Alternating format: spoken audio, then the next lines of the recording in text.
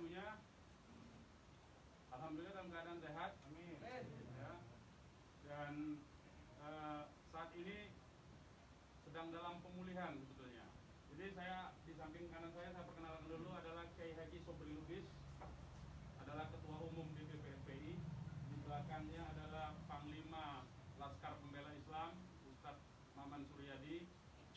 Di belakang saya Wakil Panglima Laskar Pembela Islam, Ustadz Yordan, dan ada pengurus FPI di belakang kita. Jadi pertama-tama saya mau sampaikan bahwa kami sebelum ada pengumuman dari pihak Polda, yang tadi itu pun kita dapatnya dari televisi, sebelum kita mendengarkan pernyataan dari pihak Polda, itu kita masih menganggap keenamnya dalam status hilang.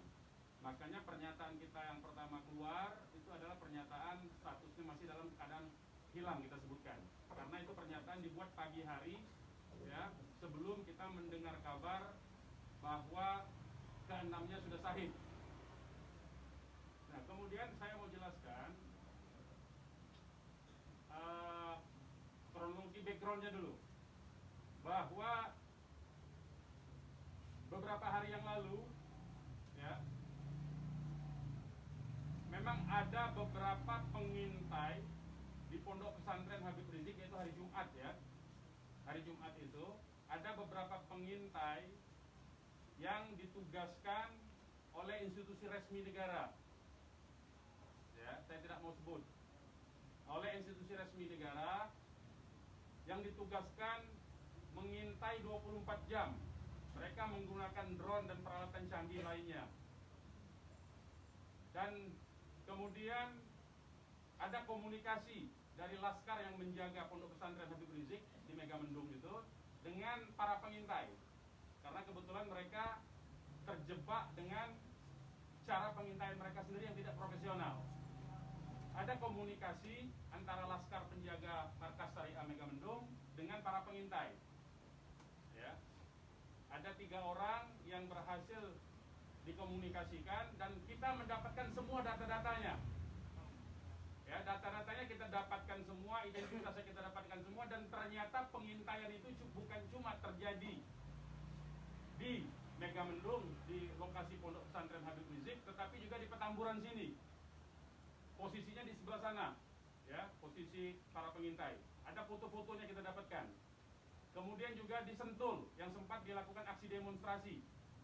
Artinya yang saya mau sampaikan di sini, Habib Rizik sejak kepulangannya memang diintai secara ketat 24 jam. Ada 30 orang.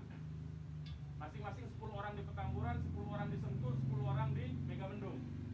Jadi kita sudah tahu sebetulnya. Ya, kita sudah tahu. Nah, setelah proses hari Jumat itu, beliau bersama keluarga meninggalkan tempat istirahat beliau, tempat pemulihan beliau yang tadinya di Megamendung, beliau pindah ke Sentul, ya, pindah ke Sentul. Kemudian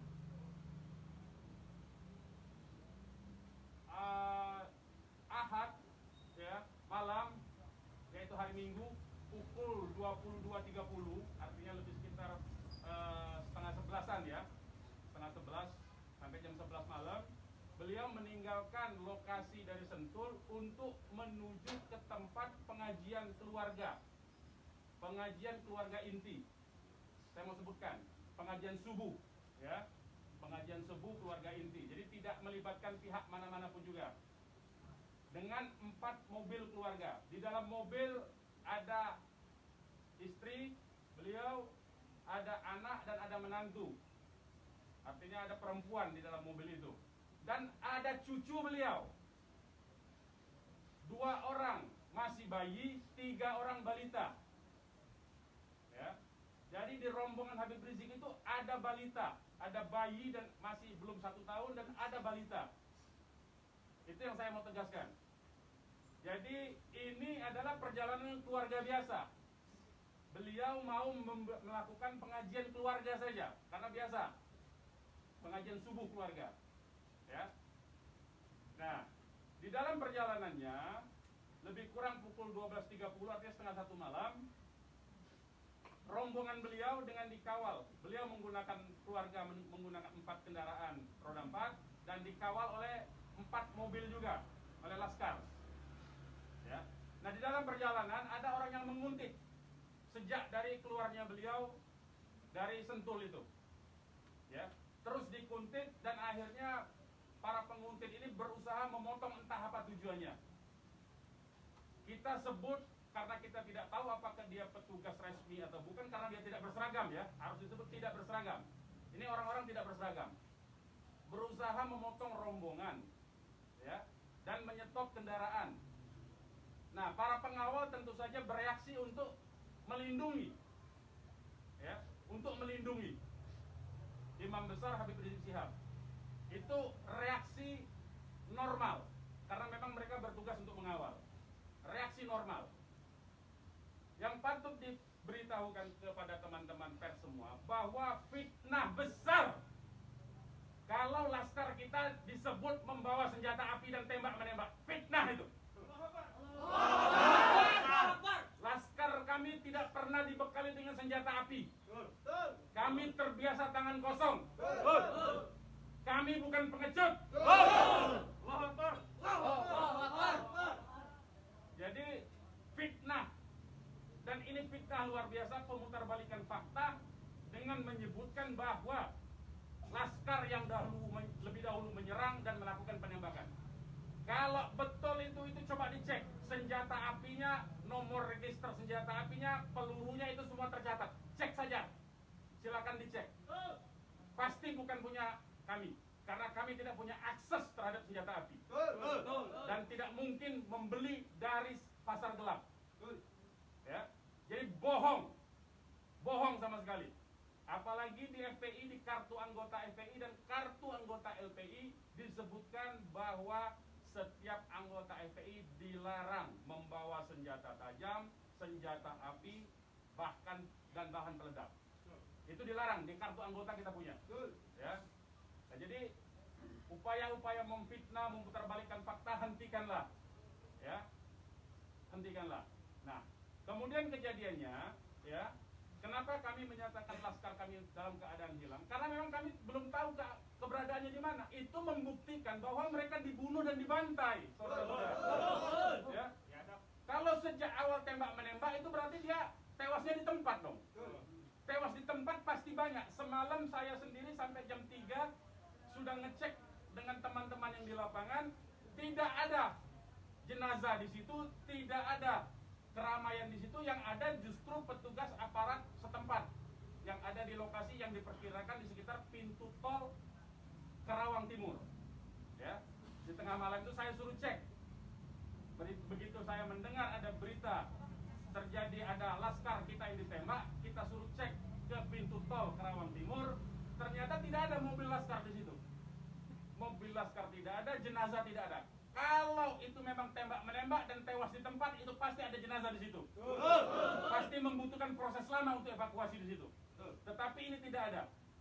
Dan bahkan saudara-saudara perlu ketahui, teman-teman media, sempat salah satu laskar mengirimkan voice note rintihan dari salah satu laskar kita yang ditembak. Itu artinya apa? Itu artinya laskar kami dibawa ke satu tempat dan dibantai di tempat itu. Dibantai di tempat lain. Itu artinya. Dan kemudian waktu kemudian setelah voice note terkirimkan, tidak ada lagi HP dari laskar 6 orang itu yang aktif kita hubungi. Kita sudah cari sampai pagi tadi, sampai siang tadi, sebelum pengumuman dari pihak Polda, kita sudah cari kemana-mana. Ke rumah sakit kita cari, ke kantor polisi kita cari. Karena kita anggapnya itu orang hilang. Dan ternyata kemudian ada pengumuman bahwa seperti yang dinyatakan fitnah, yang menyatakan tembak-menembak itu. Ya. Nah, jadi sekali lagi saya mau katakan tidak betul, ya, berdasarkan fakta-fakta dan kronologi yang saya sampaikan bahwa terjadi tembak-menembak dan laskar memiliki senjata api, itu tidak betul sama sekali. Itu fitnah besar terhadap kami, fitnah besar terhadap umat Islam. Kami anggap itu upaya memutarbalikkan fakta yang tidak pada tempatnya. Saudara-saudara harus diperhatikan, ini 6 orang, ya, 6 orang wafat di bantai, keluarganya ada satu di dalam, ya, ibunya ada satu di dalam, ada satu orang tuanya laki-laki sedang sholat di masjid, ya. Ini anak-anak kita tahu persis, anak-anak ini hanya bentuk kecintaannya mengawal pimpinan kami, imam besar, hanya bentuk pengabdian, tidak memiliki agenda apapun, tidak memiliki senjata api, tidak memiliki bahan peledak, dan segala macam bentuk senjata lainnya. Dari kami, saya kira itu. Ketua Umum silakan kalau ada yang mau menyampaikan. Silakan. Ya. Untuk pengecekan CCTV di lokasi sudah diminta. Belum kita lakukan karena kita ini masih sibuk sampai dengan siang tadi sebelum ada pengumuman dari pihak Polda, kita masih sibuk memastikan keberadaan 6 orang tersebut. Ya. Jadi kita belum ngecek kemanapun, kita masih menelusuri kemana-mana tempat dari kemungkinan itu dibawa, yaitu apakah rumah sakit, karena kita mendengar ada voice note yang tertembak, kan, rintihan dari salah satu korban yang ditembak, masih sempat didengarkan oleh Laskar yang tetap mengawal, ya. Dan kita belum mengetahui itu sampai hari ini, bahkan sampai detik ini kita belum mendapatkan akses terhadap jenazah. Itu yang patut dicatat. Kita tahu bahwa mereka 6 orang Laskar ini yang syahid ini adalah wafat, baru tahu dari pengumuman, ya, dari pihak kepolisian. Jadi itu yang perlu saya sampaikan. Tapi posisi imam ini gimana sekarang Bang, udah diketahui? Sampai hari ini saya belum tahu. Kita belum mendapatkan informasi. Ini menunjukkan bahwa bukti konkret bahwa keenam jenazah ini dalam kontrol dan kendali penuh, artinya kan. Kalau memang itu tembak-menembak biasa, tentu itu ada di masyarakat lain. Tentu masyarakat sudah sibuk, sudah ramai di situ.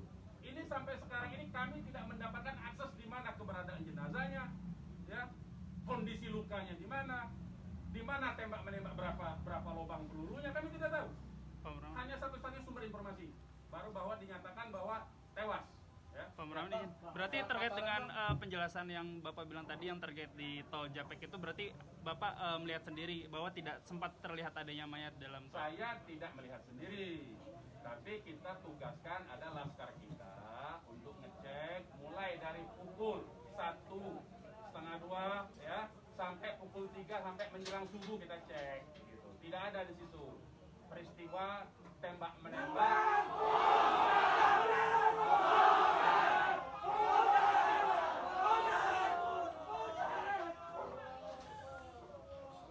Tidak ada peristiwa tembak menembak di lokasi yang kita duga tempat terjadinya itu. Ya. Untuk yang 4 orang yang masih sisa itu kan ada 10 orang katanya yang dikabarkannya. Yang mengawal itu 4 mobil. Jadi lebih dari 10 orang. Berarti yang sisanya itu bakal bisa menjadi saksi, Bang. Insya Allah bisa, ya, Insya Allah bisa. Tapi konsentrasinya 2 mobil konsentrasinya terus melakukan pengawalan terhadap Habib Rizik, ya. Yang 2 mobil lagi itu yang berhadapan dan untuk upaya ditangkap oleh pihak yang kita belum tahu sampai sekarang. Tapi diakui oleh mereka itu sebagai polisi, kan. Mestinya kalau polisi, saya mau katakan, kalau polisi dalam upaya penyidikan itu mestinya penyerahan surat, kan surat sudah diserahkan, untuk apa lagi dikuntit? Kan Habib Rizik tinggal datang atau tidak, kan? Kalau tidak datang kan ada upaya-upaya hukum yang mereka gunakan berdasarkan kewenangan mereka. Tidak perlu ada kuntit-menguntit seperti itu, ya. Jadi ini menjadi catatan penting, ya. Ini menjadi catatan penting. Habib Rizik sudah dipanggil dan kita sudah mendatangi hari ini pengacara kita, ya. Jadi tidak ada kaitan itu dengan bahwa Habib Rizik seperti apa, tidak ada. Ya, itu proses mekanisme hukum biasa, ya. Silakan yang lain. Pak, ada langkah-langkah hukum atau langkah apa terkait kejadian ini? Ya tentu begini. Jadi ini tidak boleh ada satupun, ya, warga negara, ya, penjahat sekalipun, ya, itu dibenarkan untuk dilakukan apa yang disebut dengan extrajudicial killing seperti itu. Kalau demikian caranya, berarti lembaga kejaksaan, lembaga pengadilan dibubarkan saja. Cukup kalau polisi menganggap itu penjahat, ditembak, melawan, ditembak, mati, udah kan? Berarti nggak perlu pengadilan. Kita ini negara hukum atau negara kekuasaan, ya. Jadi itu perlu jadi catatan juga. Jadi upaya hukum apa? Upaya hukumnya adalah dalam hal ini disebut secara hak asasi manusia, instrumen hak asasi manusia. Ini disebut dengan extrajudicial killing. Ini pelanggaran berat hak asasi manusia. Mereka yang melakukan proses pembunuhan pembunuhan extrajudicial killing ini, pembunuhan di luar proses hukum ini mestinya diadili oleh pengadilan HAM. Ya, mestinya instrumen yang bergerak adalah Komnas HAM ini. Ya, Komnas HAM. Ya, kita minta Komnas HAM secara terbuka untuk melakukan penyelidikan karena ini jelas-jelas by intention ini, ya. Dan yang dilakukan terhadap Habib Rizik ini terencana, ya. Ya, silakan. Penegasan aja, jadi informasi mengenai meninggalnya anggota Laskar ini itu berdasarkan hasil rilis yang disampaikan Dari pihak Polda, dari pihak Polda, dari pihak Polda, ya dari pihak Polda. Makanya kita menjadi heran, ya. Artinya itu firm mereka dibunuh tuh, ya. Ya. Yang 6 anggota 6 orang itu sendiri identitasnya bisa disebutkan Bang? Yang 6 orang identitas, baik saya bacakan.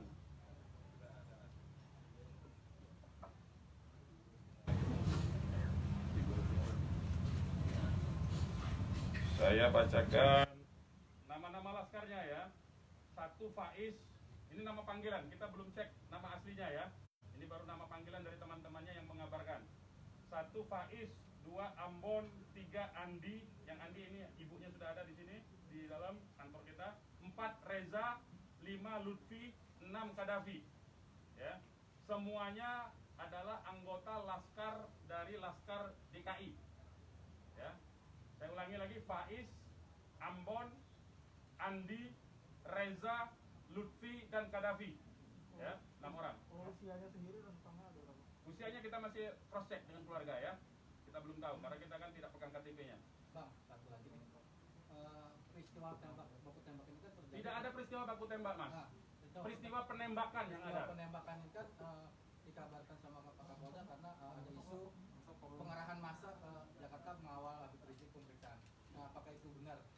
Jadi itu membuktikan itu fitnah ya. Habib Rizik itu menuju luar Jakarta, bukan menuju dalam Jakarta. Jadi kebohongan-kebohongan seperti itu tidak layak dikutip menurut saya. Ya, tidak boleh informasi publik dijejali dengan berbagai macam kebohongan. Yang hentikan kebohongan. Habib Rizik menuju arah luar Jakarta, bukan menuju dalam Jakarta, menuju ke tempat pengajian. Pengajian itu pengajian keluarga. Keluarganya keluarga inti. Terdiri dari ya kalau saya sebutkan nanti Habib Rizik terancam nyawanya. Mau tanggung jawab nggak nanti? lokasi penembakannya di mana, Bang? Lokasi penembakan diperkirakan pintu tol Kerawang Timur. Yang udah dicek di sana di mana? Sudah dicek di situ. Kerawang Timur. Pintu tol Kerawang Timur. Sudah kita cek. Berarti kalau dari rombongan HRS sendiri nggak melihat ada tembak menembak di situ ya Pak? Tiba-tiba Tidak ada, memang tidak ada tembak menembak. Ya, memang tidak ada tembak menembak. Sudah saya katakan berulang-ulang, tidak ada tembak menembak. Kalau bahasanya tembak menembak, itu artinya dua belah pihak memiliki senjata api yang sama. Jadi kayak saya mohonlah ya, penggunaan diksi ini kita didiklah masyarakat ini, didiklah publik ini, edukasilah publik ini dengan fakta yang sesungguhnya. Dari kami menyatakan tidak ada tembak menembak. Kalau konotasinya penggunaan diksi tembak menembak itu dua belah pihak saling memegang senjata api. didapati dari polisi atau apa? Bagaimana? Salah satu mobil sempat terkena senti dan sebagainya Pak. Bukan salah satu mobil, 6-6-nya udah tewas sekarang dinyatakan sendiri oleh mereka. Mengakui. Lihat 4 rombongan itu Pak, 4 mobil itu Pak. Satu mobil. Ya, sudah saya katakan tadi, yang mengawal Habib Rizik ini 4 mobil. 2 mobil terus mengawal Habib Rizik menuju tempat pengajian. Yang 2 lah kemudian yang berusaha dihadang oleh OTK ini. Begitu, saudara. Ya. Kemudian terjadilah upaya-upaya penangkapan itu dan ada sekali penembakan di tahap awal itu dan mengenai satu laskar. Satu laskar inilah kemudian yang voice note-nya sampai ke tim yang lain, ke mobil yang satunya. Mobil yang satunya segera katakanlah menyelamatkan diri begitu. Karena ini ada tembakan, itu bukti ya. Saya mau katakan ini ada 2 mobil. Satu mobil dihadang, satu mobilnya kalau betul ada tembak menembak dan Laskar FPI punya senjata, tentu dihajar pakai mobil satunya. Ini kan tidak terjadi. Buktinya yang satunya mobil kita, Laskar kita menyelamatkan diri begitu loh. Ya, itu faktanya. Jadi tidak ada penggunaan diksi tembak menembak. Penembakan yang ada itu. Penembakan oleh siapa? Sementara ini mereka mengakui bahwa itu dari pihak mereka. Dengan tadi pernyataan kan, jelas kan? Mereka sendiri yang mengakui. Tadinya kita anggap itu OTK, tapi sekarang sudah diakui. Ya. Nah, karena ini aparat negara yang melakukan, maka ini yang berat, begitu loh. Pelanggaran hak asasi manusia berat itu sendiri, apakah FPI akan melapor ke Komnas HAM? Oh iya, kita akan berupaya tentu saja. Ya, kita akan menggunakan seluruh mekanisme hukum untuk melaporkan peristiwa ini. Ini tidak boleh didiamkan. Sebab bisa saja nanti anda semua akan ditembak nanti kalau kritis. Ya, karena anda wartawan tentu saja menyuarakan yang kritis. Kalau anda tidak disenangi kritik anda nanti, anda akan menjadi sasaran. Semua warga negara Indonesia akan diperlakukan sewenang-wenang seperti ini. Ini tidak boleh dibiarkan. Ya, kami masih bersabar dengan menggunakan upaya mekanisme hukum. Ya, yaitu akan berupaya melaporkan ini ke Komnas HAM karena ini kita sebut pelanggaran HAM berat, ya. Terkait Ada dengan upaya dari FPI untuk mengkonfirmasi soal identitas 6 orang itu nggak Pak? Enggak, nanti kita keluarganya tentu kita ini sekarang aja sudah ada 3 keluarga ya. Insya Allah dari keluarga nama-namanya identitasnya akan kita dapatkan dalam waktu segera dan akan kita keluarkan identitas keluarga masing-masing termasuk umur, alamatnya ya. Sudah ada hubungan Kapolda terkait 6 jenazah itu? Belum ada. Ini kita tidak punya akses informasi ya. Pak, untuk jenazah sendiri ada di mana Pak? Karena kan di Polri sendiri tadi belum ada jenazah penemuan. Nah itu tanya ke mereka yang nembak, mereka yang mengendalikan jenazah, kenapa tanya kita? Tanyanya mereka itu bukti mereka menguasai itu jenazah, ya. Dan dalam kewajiban seorang Muslim itu jenazah harus segera diserahkan kepada keluarga, ya. Jangan dilama-lamakan. Dan keluarga menolak otopsi, tidak dibenarkan otopsi tanpa izin dari keluarga. terkait dengan kejadian ini sendiri, responnya Habib Rizik itu apa, Bang? Ya, beliau tentu saja mengucapkan innalillahi wa inna ilaihi rajiun. Ya, beliau sangat berduka, sangat bersedih karena ini adalah laskar yang semata-mata mengabdi kepada beliau untuk mengawal beliau, ya. Beliau sangat sedih tentu saja, ya. Beliau sangat sedih. Balik lagi ke orang yang meminta itu Pak, bagaimana FPI memastikan 30 orang itu benar adalah pengintai yang berasal dari lembaga negara, termasuk yang 3 orang di Megamendung? Ya, kita punya pengakuannya, kita punya data-data laporan mereka, ya, kepada atasan mereka, kita punya sampai sekarang ini. Nah, kita tidak tahu apakah ini adalah bentuk-bentuk upaya balas dendam dari terbongkarnya coverage mereka. Kita tidak tahu, ya. Kita tidak tahu. Pak, laskar itu tadi disebut polisi ada laskar khusus yang berusaha menghalangi penyidikan Habib Rizik. Itu Penyidikan apa? Penyidikan itu di kantor polisi, Mas. Jadi jangan polisi jangan sembarangan lah, ya, saya kira. Penyidikan itu di kantor polisi. Dan Habib Rizik itu akan dipanggil. Yang dihalangi itu apa? Tidak ada upaya menghalangi. Habib Rizik itu mau menuju pengajian. Apa yang disidik? Apa yang disidik? Pertanyaannya. Penyidikan apa? Ya. Tidak ada upaya menghalangi itu, ya. Tidak ada upaya menghalangi. Itu fitnah, lagi-lagi itu fitnah. Ini upaya untuk melepaskan diri dari jerat hukum. Ini pelanggaran HAM, saya katakan. Ini pelanggaran HAM sekali lagi, ya. Tidak boleh lepas dari jerat hukum ini. Tidak boleh karena kekuasaan lepas dari jerat hukum. Tidak boleh. Tidak ada upaya menghalang-halangi itu. Karena Habib Rizik jelas mekanisme hukumnya. Ya, tinggal dipanggil, tinggal diketerangan saja. Ya, silakan yang lain. Masih ada? Bang, Ya. Bang, ini barusan IPW merilis tentang kasus ini. Siapa? IPW, Indonesian Police Police Watch. Watch. Jadi Oke. IPW mendesak untuk Jokowi mencopot Kapolri sama membentuk tim pencari fakta bahwa ada pelanggaran di sini. Apakah teman-teman FPI akan menggandeng IPW juga untuk membentuk tim fakta? Ya, kalau IPW kan LSM memang dia selama ini berfungsi untuk menjadi pengawas polisi kan, namanya Police Watch kan.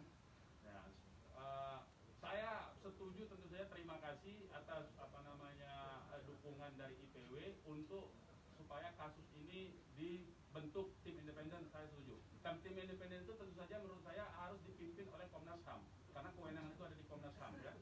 Baik, yang lain. Ada rencana untuk melapor ke Propam juga mungkin, Bang? Ya, jeruk makan jeruk nantinya, Mas. Ya. Jeruk makan jeruk, ya. Nanti ini yang jelas ini saya katakan ini ada unsur dugaan kuat pelanggaran hak asasi manusia yang berat. Ya. Karena dia pelanggaran hak asasi manusia yang berat, maka kewenangan itu ada di Komnas, ya, bukan lagi di Propam. Kalau Propam itu sekedar profesi saja, ya. Oke, yang lain kalau tidak ada kita ini Ya, ini mungkin insya Allah Ta'ala kita akan masukkan juga untuk bisa membuat tim pencari fakta dari DPR dan seluruh instansi yang terkait dan supaya tim independen bisa segera dilaksanakan, bisa terlaksana dengan yang berwibawa, dengan banyak instansi sehingga kita bisa melihat meminimalisir celah-celah kebohongan. Ya. Jadi seperti itu. Insya Allah Taala dengan tim pencari fakta independen untuk bisa menguak bagaimana peristiwa ini yang sebenarnya, walaupun kita sudah melihat bagaimana fitnahan-fitnahan yang ditujukan kepada Front Pembela Islam maupun kepada laskar-laskar kami, itu semuanya, tapi tetap perlu untuk bisa terkonstruksikan ya dengan data-data dan bukti-bukti, insya Allah Taala dengan keterbukaan dan juga dengan rasa keadilan, insya Allah Taala. Oke. Silakan yang lain teman-teman. Pak Muraman, sekarang Pak Habib Rizik posisi sedang di mana? Oh, kalau kami kasih tahu nyawa Habib Rizik kan terancam. Mohon maaf ya. Kita tidak bisa kasih tahu soal itu. Baik, yang lain nggak ada?